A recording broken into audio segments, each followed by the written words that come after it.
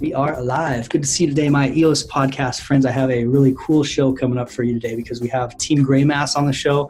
To me, these guys are legends in the Steemit community and the EOS community, and it'll be fun to hear about all the different interesting tools and projects they're working on that support the infrastructure of EOS. So this is going to be a killer interview, I know. So Scott and Aaron, go ahead and introduce yourselves, and then we'll get started. All right, since you said my name first, I'll go first. My name is Scott. I'm a computer scientist, PhD candidate at the University of British Columbia in Canada, and I do a lot of work on things like distributed systems and parallel processing. So I've been in the cryptocurrency space for God knows how many years now, since like 2012, 2013, and I love it because it's right on topic with what I do for research. And I'm very active in Steem, which you probably know me there as at NEX. And now I've joined with Aaron here to partner up with Greymass on EOS. And we've been working on this for a while now, basically trying to add value to EOS and be a block producer candidate there. My name is Aaron, and I am also go by Jesta on either Steem or Reddit or any other social platform you may see me talking on. I am a software developer by trade. Been doing it for about 20 years now, building web applications and specifically focused in both data structures, community software, and content systems. That's kind of been where I lived. Went into the video game industry for a while and helped them organize community and their data and all that kind of things. And over the past probably 3 or 4 years, I've been deeply involved in crypto and trying to help make sense of all that, applying what I've learned over the years. Yeah, there's a lot to make sense of. Like we were just talking right before the show, it's like every single day it seems like there's this new, really interesting, infinitely complex problem to solve. And it makes me comforted knowing guys like you are working on it all the time, because that's cool. So what do you guys think? What's the most interesting thing going on right now in EOS to you? For me, I saw, I don't know if it was like a patent application or not, a trademark for meos.com, which you probably have seen some rumors about. And what it looks like is we might actually see some kind of Steemit 2.0 in the horizon. And I am really interested in that because I really want to know what they're going to do about it, because there's a lot of what you might call problems are EOS, challenges, I like to say. But like, what are we doing about state and like the RAM and like how is everything costs? And so I'm really interested what their solution is going to be to have a social media platform that's like verifiable on EOS. So I'm curious what their solution space is going to be for that.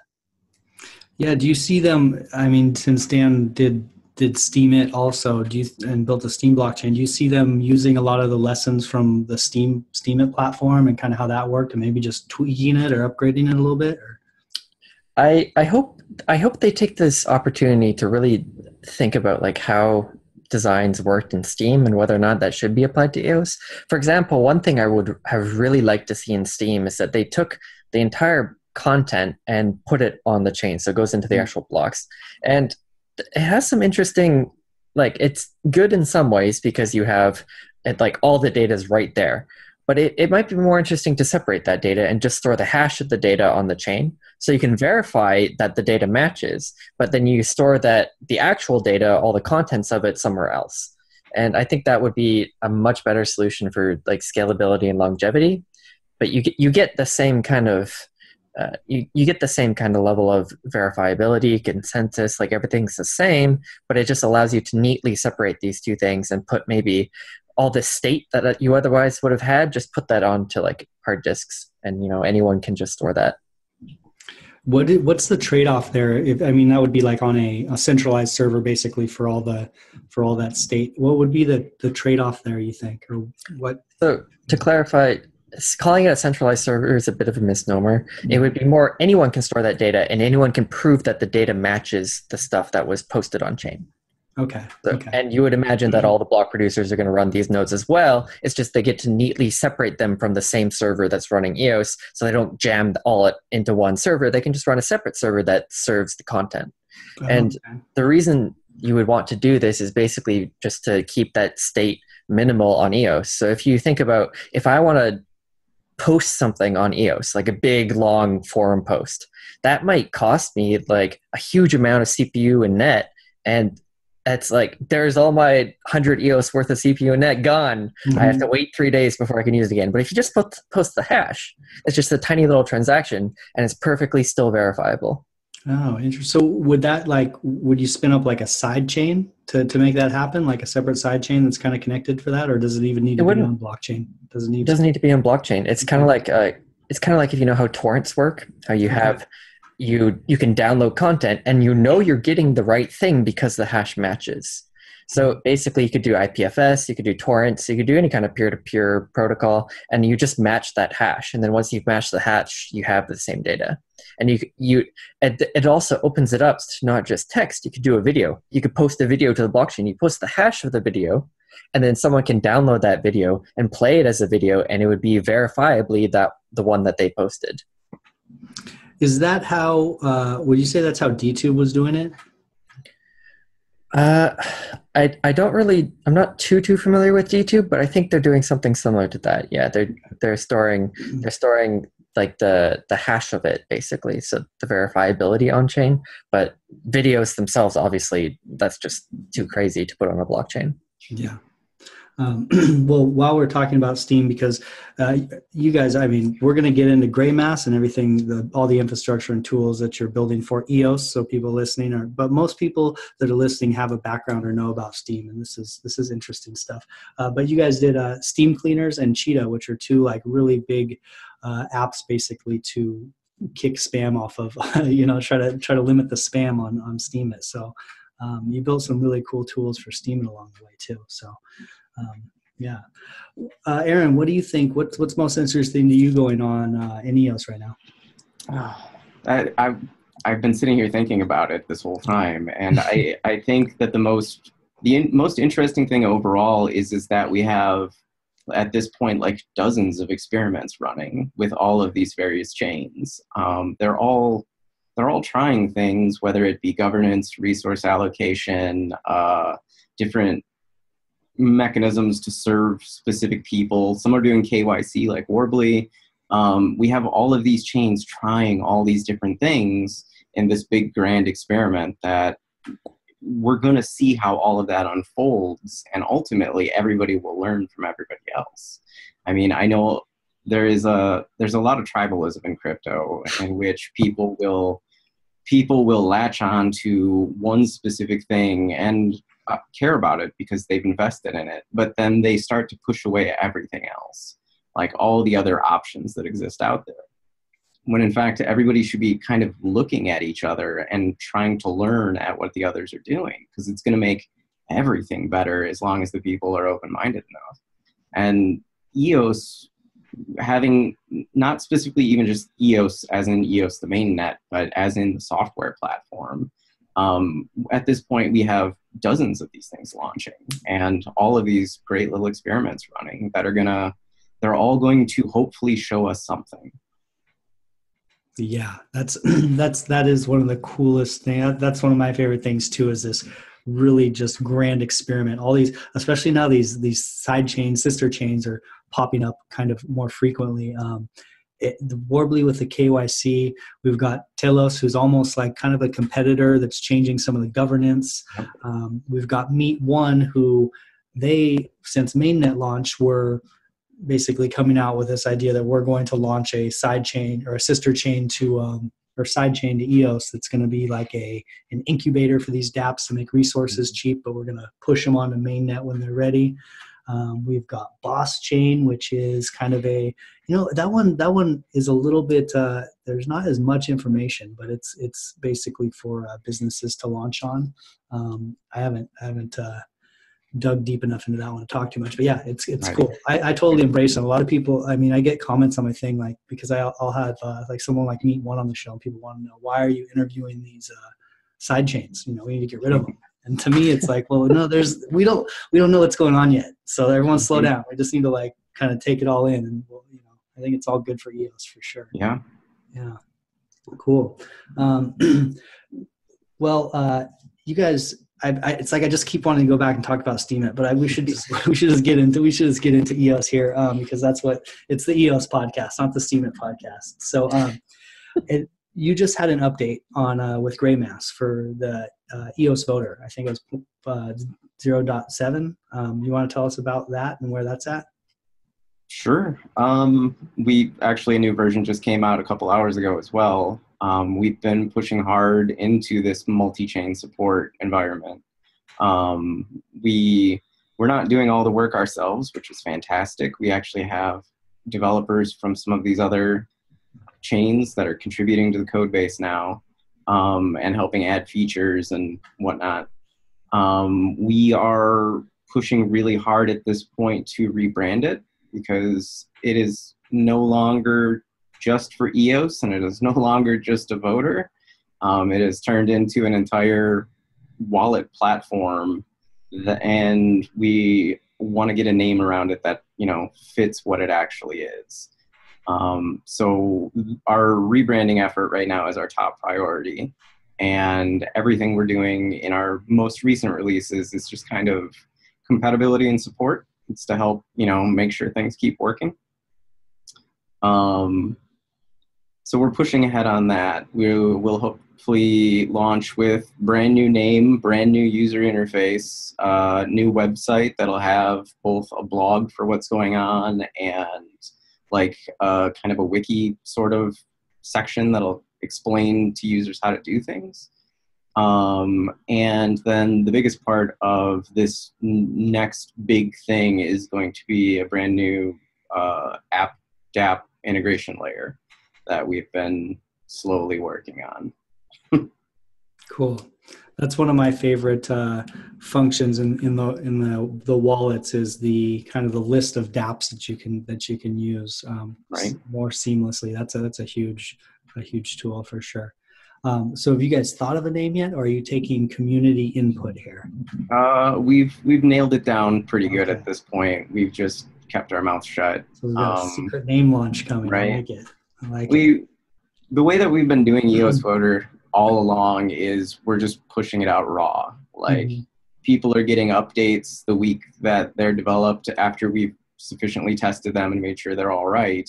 But we're just continuously just feeding stuff out without much marketing, without much promotion. You kind of, if you are a user of the application and you are either following us on Twitter or in our Telegram, you'll know about this stuff.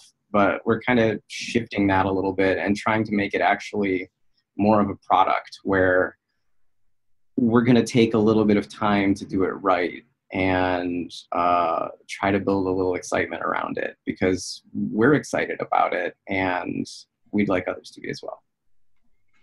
Yeah, I mean, you guys have built so many tools in the past, and you're continuing to build so much. It's in the community. It's easy there's so much going on in EOS. It's easy for the community to kind of overlook the quiet builders. So so it's good to hear that, and hopefully it must be a tough balance of having to build, but then like having this kind of draw away for marketing or something like that.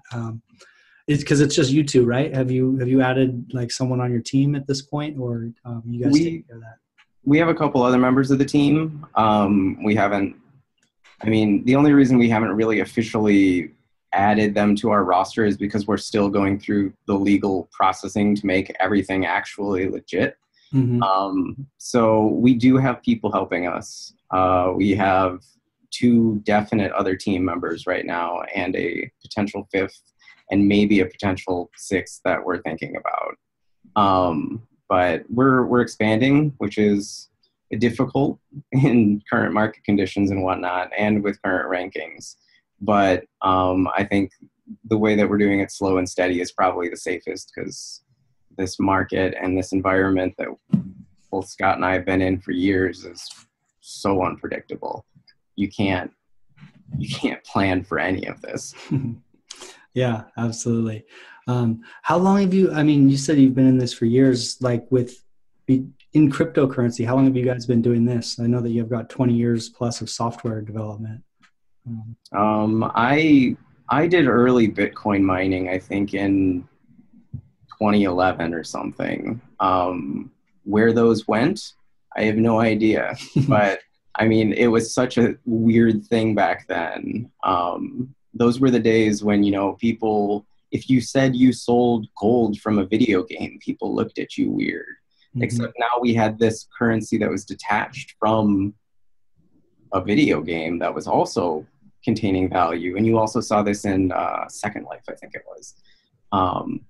But like, that's originally when I got into crypto and then subsequently forgot about it. But I started doing development for things like faucets and really simple transaction lookup stuff, probably 2014, late 2014. And that's kind of when I got hooked on these systems, because no longer did I need this kind of my own database with my own source of truth about what was real and what wasn't real for the applications I was building.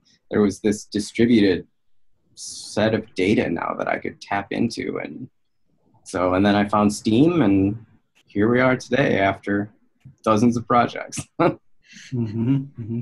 Yeah, I was listening to a Y Combinator talk the other day, but they were talking about the how to tell if kind of the future of a product is going to continue to grow. And they said to look for, if you want to catch it early, to look for users who use it once and then like continually come back to it, because that means they're like hooked on it. So maybe everyone doesn't know about it yet, but it has this ability to hook people. And it reminded me of crypto as a whole. It's like people will dip their toe in and then they get like sucked into this vortex and like wake up like 5 years later, like, you know, right. Yeah, you know, with all this history of blockchain stuff. So, yeah, it's a good sign. It's a good sign. It's a, you know, even though it's a really unique story in the small community, it's fairly, you know, I've heard that before for sure. Yeah. Yeah. That makes a lot of sense. Yeah. So what's kind of the UX look like for a user that's going to use the EOS voter to be rebranded to a new name? Like, how's that look? Overall, it's going to be divided into sections.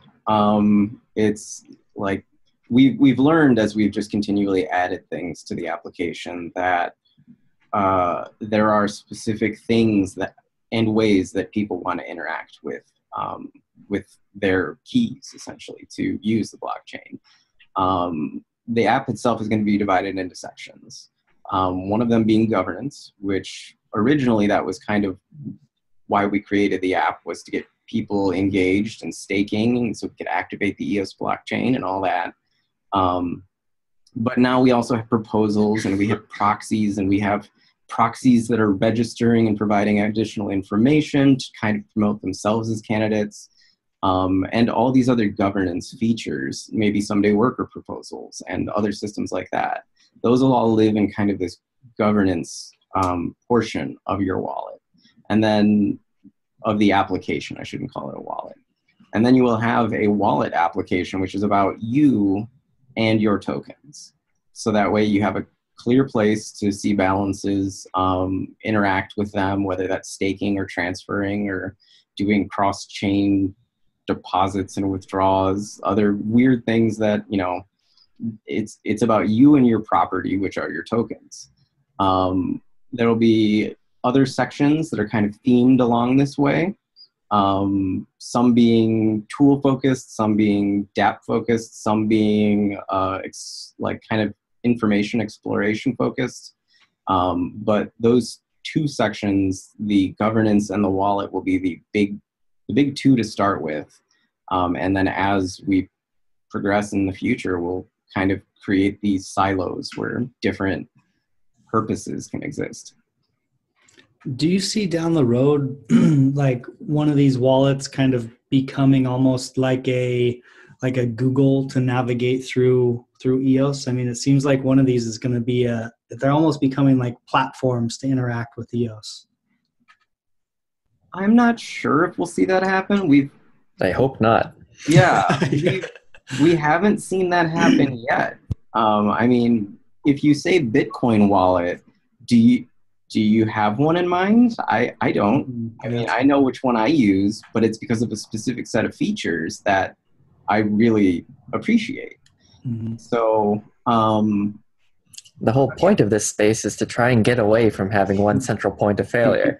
And if you have only one wallet provider that's just, you have to use this, then it suddenly, all the burden of security and responsibilities on that provider's shoulders. And it's a little scary to see scatter going on in that direction when there's like suddenly a security vulnerability and now everyone in EOS has to update. And it's a little concerning if that's the case. Mm-hmm. Creates a honeypot. Yeah, it does. It definitely does.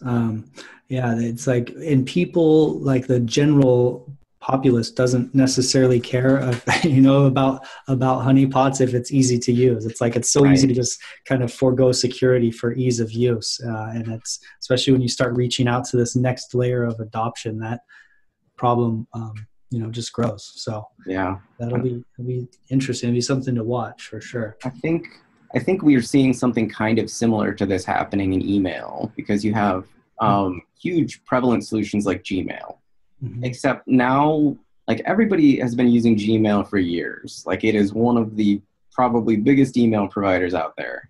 And all of a sudden there's now this movement of privacy and people who don't want their information being sold.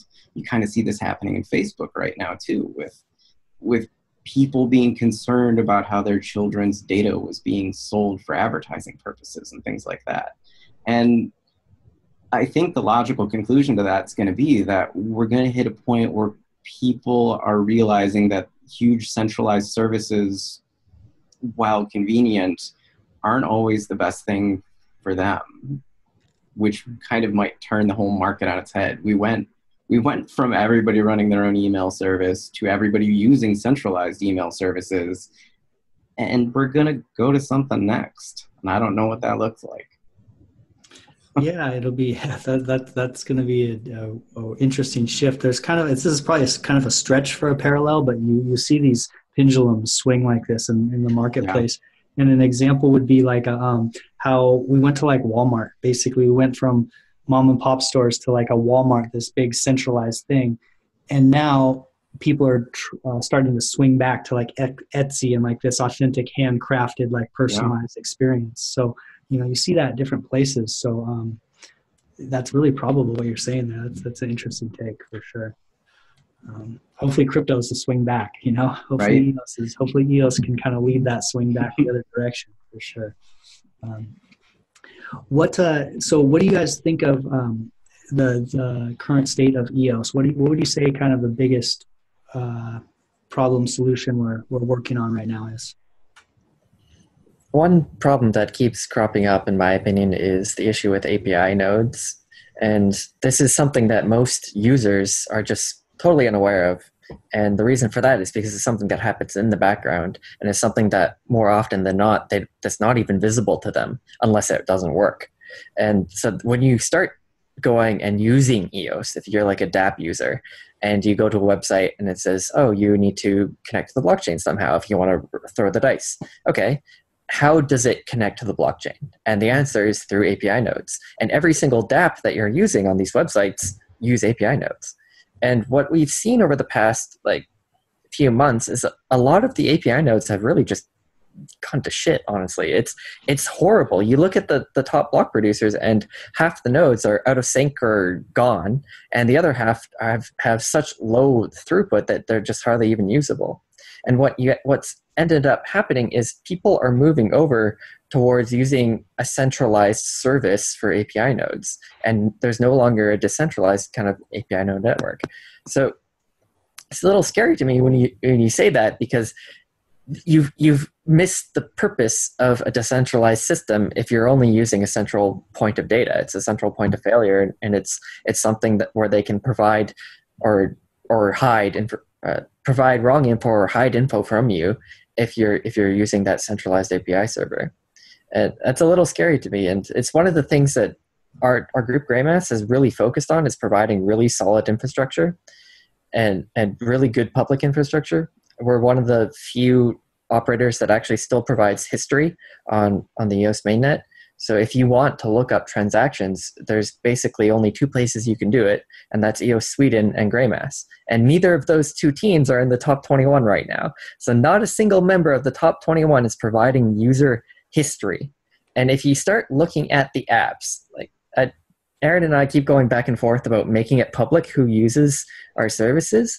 And I keep just wanting to say, look at how much of the entire EOS network we shoulder. It's huge. It's absolutely insane. And if our servers go offline, suddenly people will think EOS stopped working. Wow, interesting. So I know that you guys did an EOS API extension. Is that right? Yep.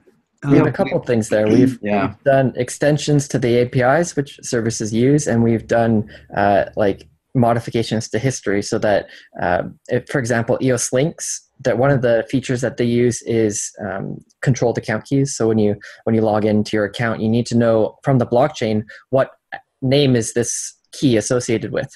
And so the only way that they can look up that information is through our nodes. Okay. So basically it's the nodes that the block producers are running their API nodes.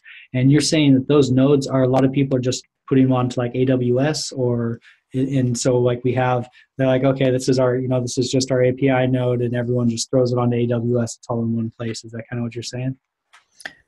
So like the block producers themselves, it seems that there was a lot of focus put on having like very strong production timings.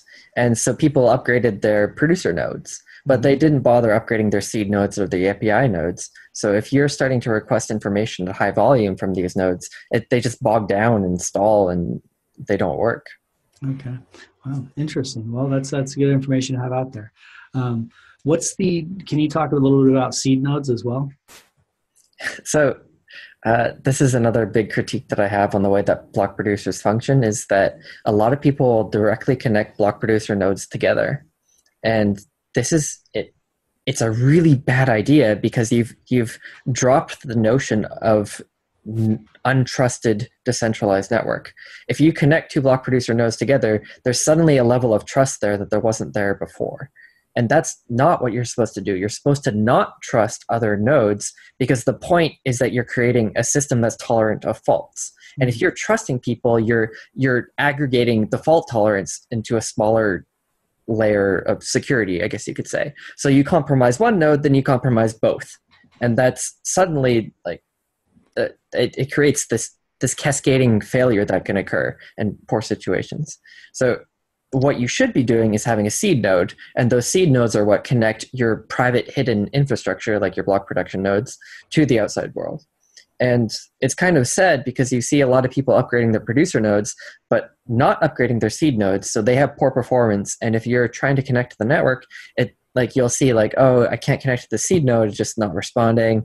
And if you're trying to run infrastructure, it really becomes a headache trying to sort through those lists and find ones that are actually still working.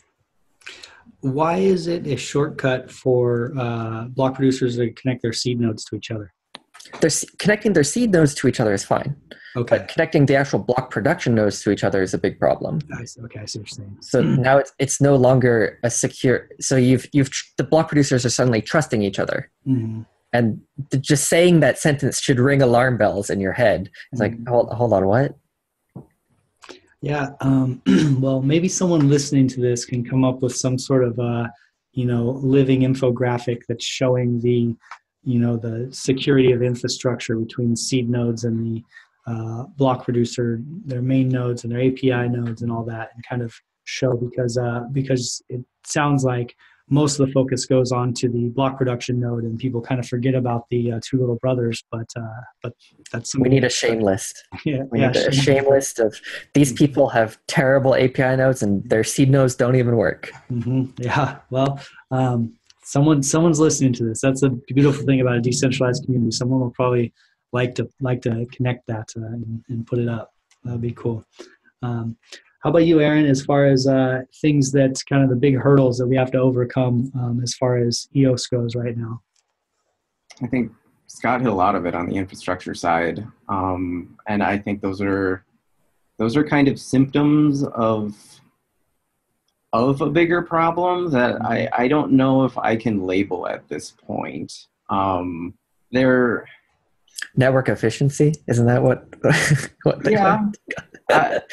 Even beyond that, though, it's like it's the politics. It's there's kind of almost an identity crisis going on in that producers in the community don't really know what to make of each other at this point, and the expectations of a block producer are so loosely defined that you end up with groups that get voted up into very high ranks, and you have no idea who they are and what they're doing. And when you look at the blockchain as a whole and you think about, can I trust this as a decentralized system to store my value? And then you just have these unknown agents. It kind of casts a little doubt into that. And it's because we don't have expectations of block producers. It was roughly laid out and not followed. And now hopefully we're in an era where referendums live and the community can start making their voices heard and force a little bit of change to happen. And that's why we were so ready to be involved in referendum however we could be, was because we'd like to see the token holders be able to make some kind of change, because there are a couple things that need changing. Yeah, absolutely. I mean, that's kind of that's like kind of the elephant in the room for EOS is that's that whole situation. It's really a complex one, but that's the one that I think that that's like little step by little step. Hopefully we can find ways to repair that. It's hard to like think of a whole solution at once, but hopefully that referendum's kind of a tool that we can start to iterate on that a little bit. What do you think of what do you think of the idea, just kind of general idea for the one token, one vote model, and how that might affect incentives? So there's some actually interesting background on it. Dan originally thought about that design for BitShares, and this was a long time ago. And the reason why he didn't go with it was actually a pretty solid reason, and that is approval voting has merits when you actually get down into how it like functions and the incentives that go along with it. And that, but at the same time, like the ability to have multiple votes gives you the ability to trade votes or vote buy or vote share or swap or whatever you want to call it. And so it's this really contentious problem that there doesn't seem to be a good solution for. Like we see a lot of people talking about like for politics, we should have approval voting, because one of the reasons why you choose red team or blue team is because if you choose green team, but you would have chose blue team, suddenly blue team gets less votes and then red team wins. Mm-hmm. So you shouldn't vote for green team. You should vote for blue team because you want blue team to win against red. Mm-hmm. But you really wanted green. But green is just not that popular right now. So they're never going to get popular because everyone still votes for blue or red. Mm-hmm. And that is the big problem. It's like, okay, well, how do you solve that? Approval voting. So that means you need multiple votes. You say, I would prefer green, but in case green gets knocked out, my vote goes to blue. And that's effectively the system that we have in place right now. It's okay, I vote for Team Greymass, but I don't just want Team Greymass. I also want this other guy here because I think they're also good. And if you suddenly swap it to one token, one vote, your vote, if you choose both of these, is now worth half as if you choose like Team Greymass alone. So it gives an interesting dynamic. So I like approval voting, but I'm not opposed to it. I just want people to be aware of the concerns that come with disregarding it. So that it seems like people are just rushing into it head first and saying, oh, this sounds like it's the solution to all our problems. But we should take a step back, analyze it, and think critically, will it actually solve our problems? Or should we like think about it a little more? So I don't have a good answer, but I just want to make it clear that the answer is not easy. Yeah, I mean, it seems to solve like one pressing issue, but like, what are all the other issues that? And the pressing issue it seems to solve is basically some of the possible vote trading, vote swapping multiple BPs being voted, like kind of multiple VPs being on the same team and earning rewards. It seemed to, so for example, let's say that I personally had a 10 million EOS and 5 block producers. I could use that 10 million EOS to help all 5 of my block producers. And that's kind of the in-your-face problem it tries to solve. And that's why people are like, oh, okay. But like you're saying, what are the drawbacks? What are the, Right. Yeah. What do you think, Aaron? Yeah, I like Scott said, they both have their merits, and they kind of both address they both solve different problems, but they both come with their own set of problems. And before it's changed, we really need to have a big open dialogue and list out like, okay, this is the pros and cons of one side, and this is the pros and cons of the other. And once we have enough information to educate everyone on that, that's when I think the community and the token holders can ultimately decide that. But it's not a silver bullet. It's not going to like kill the werewolf and make it go away. It may kill the werewolf, but all of a sudden we have a vampire. Like, yeah,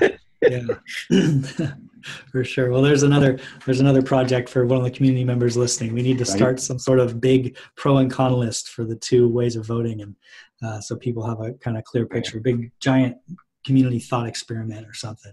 I will say it may be very nice if like Scott was talking about earlier, if this EOS platform comes out and we do have a central place to talk about this stuff, because the community is incredibly fragmented right now.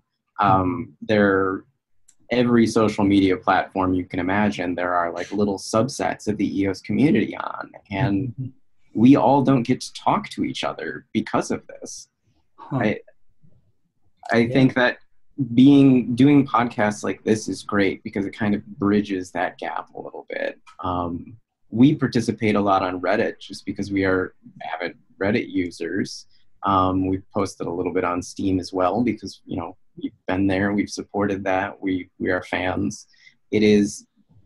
But EOS needs kind of a home where it's international and we can kind of all talk about these things, because even if we did come up with a list right now, how do we give it to everyone?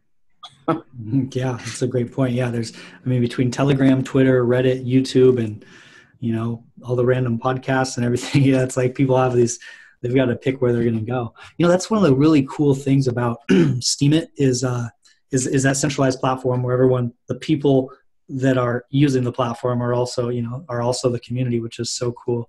But then also the witness channels, like having all those witnesses in a basically witness chat on Steam chat is cool. That would be really beneficial, I think, for the block producers. I don't know if there's a Telegram channel with all the block producers in it or not, but that Steemit chat channel for witnesses is fantastic.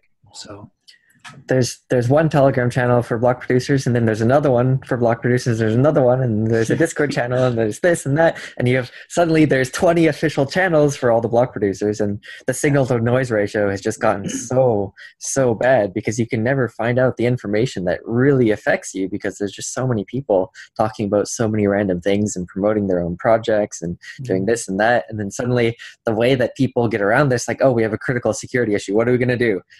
Let's start a new Telegram channel so that we can get another. It's getting nuts. Yeah. Well, that's one of the great things about that witness channel also is that there's like a witness like specific to producing blocks channel, and people will be like, hey, that's for the witness social channel, so and people actually respect that, which is nice. And then it's respected. And so it's like, okay, that maybe we can bring that over to EOS.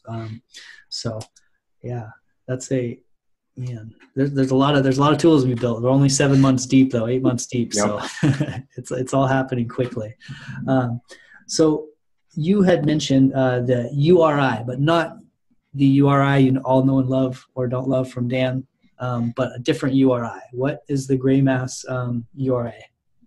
This is kind of what I was talking about as the fourth big feature we're working on to integrate within our wallet as well. URIs are in the more traditional sense. They're like when you click on a mail to link and it opens your email client and it fills in the to field. That's a URI. Okay. It is a simple chunk of data that can trigger an application and prompt you to do something. So what we've been working on over the past couple months now is building out a URI scheme for EOS. Not even just for the EOS mainnet, but for any platform built on EOS. It is, instead of mail to at the beginning, it is EOS.io, and then the data that comes after is a portion of a transaction. It is a portion of a transaction that your wallet can then read and then let you either sign as is or modify the data and then sign. So it is a way that we can let people use EOS from anywhere, not just a dApp, but I could send you a link in a chat channel that you could click on, and if you clicked on it, it would prompt you in your wallet to, let's say, vote for a proxy. It's just an incredibly simple layer that lets people interact with the blockchain. And right now we've been experimenting with it for months now. We are building developers tools for it. We're building interfaces that let somewhat advanced users, I would say people that are comfortable enough with technology to manage a WordPress blog. That level of experience. We're building tools for them to be able to build URIs, to do things that they want, so that way they could include them in their blog posts. Like if somebody at the end of a blog post said, donate X token to support this blog, it could be a button that when clicked, triggered the user's wallet. It doesn't require a dApp. It doesn't require this deep knowledge and understanding of programming to use. It lets you create these links. And so we're trying to build an entire standard tooling, documentation, and an example in EOS Voter, in our rebranded EOS Voter, in a way to show how all of this can be done. It is kind of our effort to provide an alternative to the current way that dApps and everybody integrates. And one example that I'm a little bit missed there was the URI scheme is also often used for QR codes. And so what that means is when a merchant comes along and says, you can pay with EOS. So you take out your phone and you just go, I'll scan that. It has a link. That's it. It's just a QR code. It has just this generic payload. It opens up your wallet and then it fills in the thing. It says, this is who it's for, and this is how much that you need to pay to the merchant. And then it lets you, as your wallet producer, say, I'm going to pay with my account. Yes, approve. And then it sends it to the merchant. So it's a generic layer that abstracts out all the complexities and allows any wallet to just integrate with EOS. Wow. Yeah, I mean it's one of those tools that's so simple people take it for granted, but also so important. That's fantastic. Yep. That's one of those tools that a lot of people wouldn't even know needs to be built. They're like, oh, that's just how it's just how stuff works. Right. Yeah. You're right. It's something that they use probably every day, but they don't think about it. It's just, and that honestly is the best kind of tool, is the one that just works the way you expect it to, and you don't really think about it. So we're trying to bring a standard for that forward for EOS to use. The Steam actually has a standard like this as well, which I originally prototyped out during the wallet creation phase that I was doing back then. And we're taking some of the best of what we've learned in that process and trying to bring it forward. And hopefully it'll even serve as an example for other future chains in the way that they should offer ways to interact to their users. And this will be something that will be integrated with your wallet, your rebrand wallet that's coming out as well. Yep. Cool. Yep.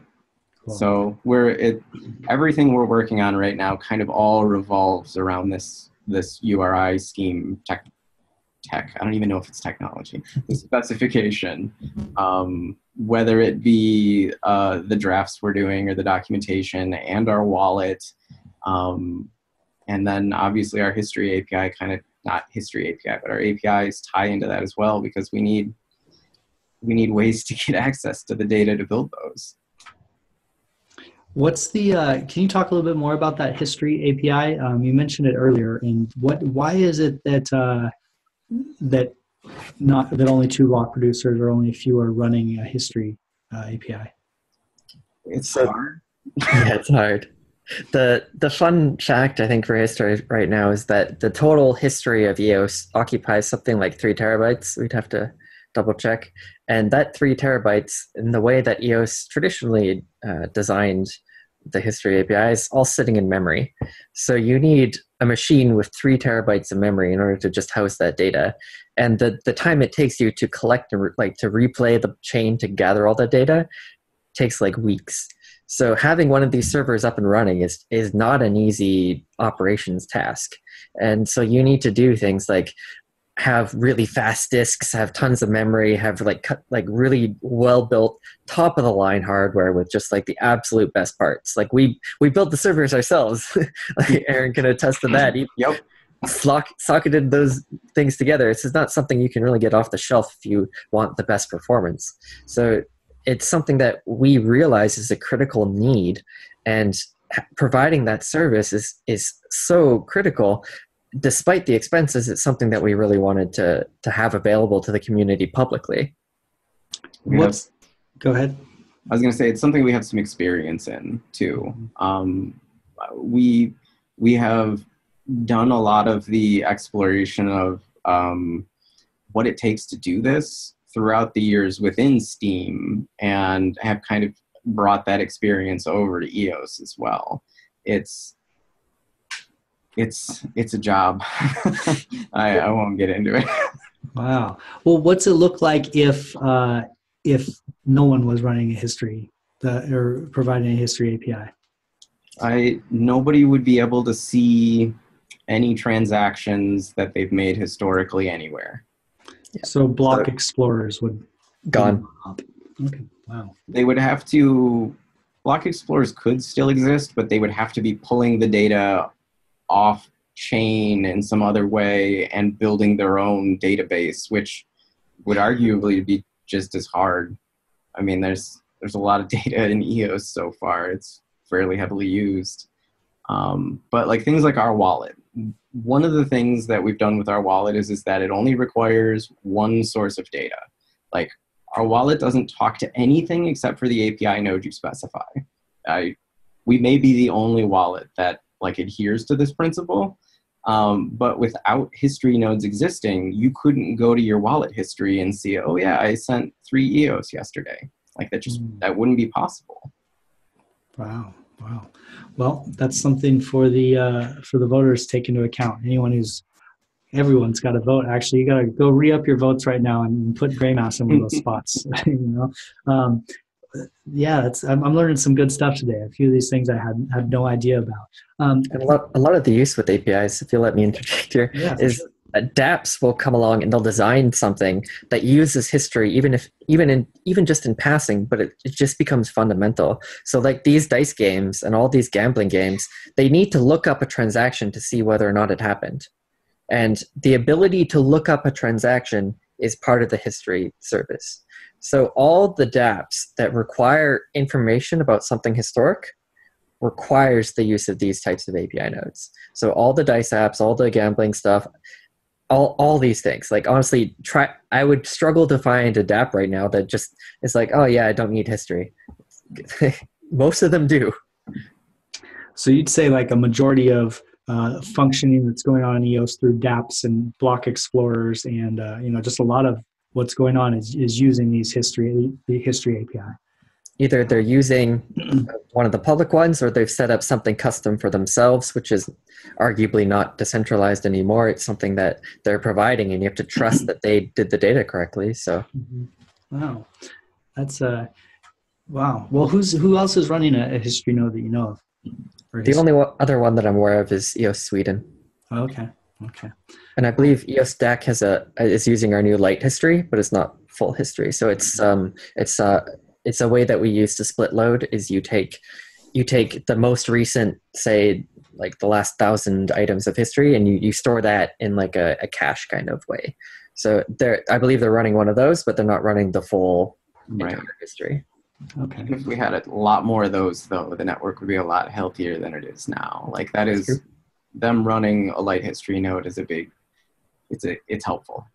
Okay, that's good to know. Well, block producers looking for somewhere to add the run a light history node at least. Maybe. Yep, absolutely. That's why we built it. That's why we spec'd that out and built up an offering is that even if the full history nodes go away, there's still a light and cheap and easy way to provide some history. So if you're looking at your wallet, you say, oh, I can only look at the last 100 transactions I made. Mm-hmm. Maybe that's fine for your purposes. Maybe you don't care about your entire history. And so if everyone can at least see your latest transactions, and that's pretty good.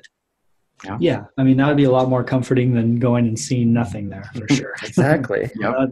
That's at least passable. Wow. I saw in past projects that you had a fork of EOS.io called Happy Limited, or what it was that and you just did some performance tweaks. Is that just for like a test net basically, or what is that? That is actually the name terribly of this light history API that we've been talking about. Oh, cool. Okay. Yeah. So that was a nice segue. Yep. Okay, cool. Yeah, that's what we've been talking about, this light version of history that it's a fork of the code base, so it's kind of like saying that we designed and implemented something that it works off of the EOS.io software, but it's modified to suit our purposes, and it runs with the mainnet. So Happy's history API, I take it. Yes. Okay. I actually had to ask that about like 3 weeks into development. I was like, what's happy mean?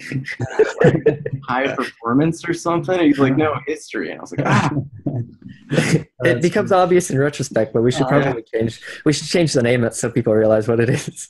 Yeah. And the account creator, how's that coming along at this point? That was something we set up very early on and then never specifically promoted. It's been used a couple times, but the end goal with that is to integrate it into the wallet, which we haven't done yet, and which is why we haven't really promoted it too heavily. We want people that, like, let's say you don't have an EOS account and you open our wallet for the first time, and it, on the first screen or maybe second screen, somewhere along those ways, it says, do you have an account? And if you say no, one of the options is, well, here's a way that you can withdraw EOS directly from an exchange into the smart contract, and it'll create your account for you. So that's why we've set it up, and we just haven't created that user flow yet.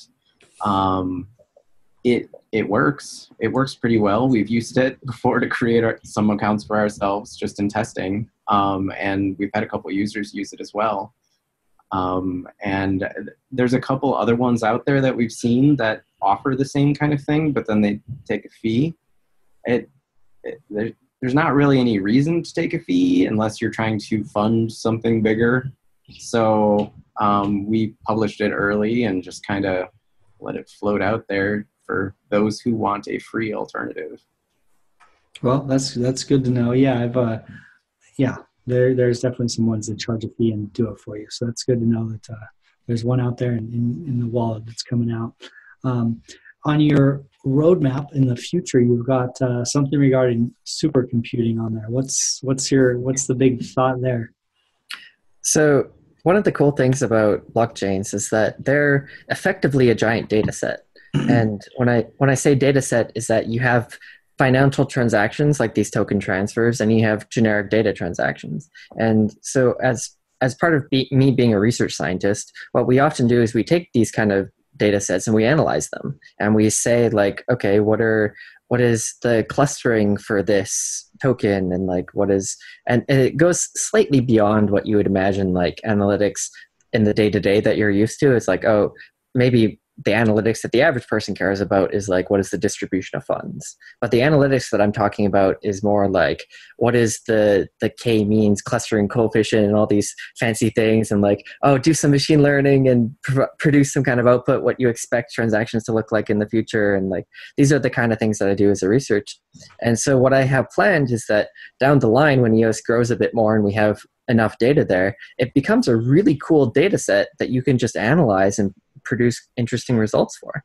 And so by the next time Supercomputing, which is a conference, it's like a place where people submit the research and they'll accept the best research and present it at that conference.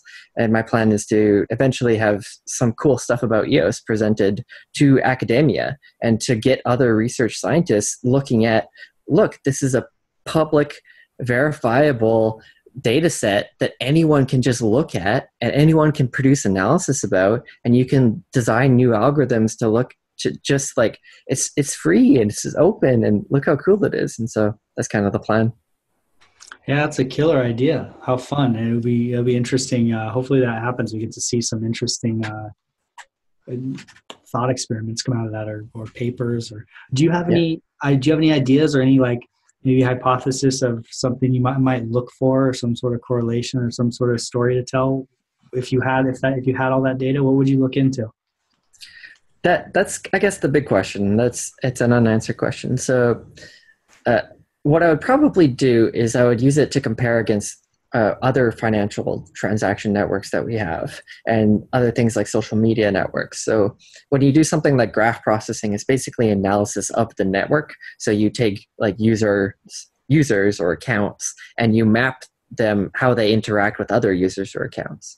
So we have open source data sets that are kind of like how Twitter users interact with each other, and the way that they comment, and how Reddit users interact with each other. And it'd be really cool if you could just do that for how people interact financially with each other, because that's not something that you normally see. You can analyze something like Reddit because it's public and you can see how people interact with each other.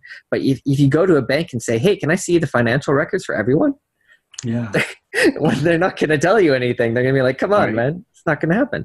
But all this information on the blockchain is just out there, and you may not know who the account is, but that's not the point of the analysis. The point of the analysis is to show how people in general interact financially with each other. And it'd be really cool to say, oh, it's actually almost identical to how people socially interact with each other. Or maybe it's not. Maybe it's so different that that's interesting. Yeah. I mean, there could be some hidden social norms that that don't come to the surface in social media, because it's not anonymous, or we don't feel like it's anonymous. We feel like our identity is attached to it with money. It's kind of this maybe a whole different social interaction that's underlying that. So it'd be awesome to see research about that and just say, like, here are the properties of how people interact financially on these kind of networks. Mm-hmm. Wow, very cool, very cool. I look forward to that. I'm sure I'll follow up with Greymass at some point and see what you guys are up to, because you have so much interesting stuff going on. I think the kind of the overall message for me to send to people is go vote for Greymass, because you guys are building like all these little cool infrastructure parts that make the system, that make our lives easier, so we can get on our phones and not worry about it and trade EOS. And that's happening because of teams like you guys out there. So much appreciated. As we kind of start to wind down here, do you have any final thoughts, or both of you, if there are any other topics that we kind of glossed over that you want to talk about?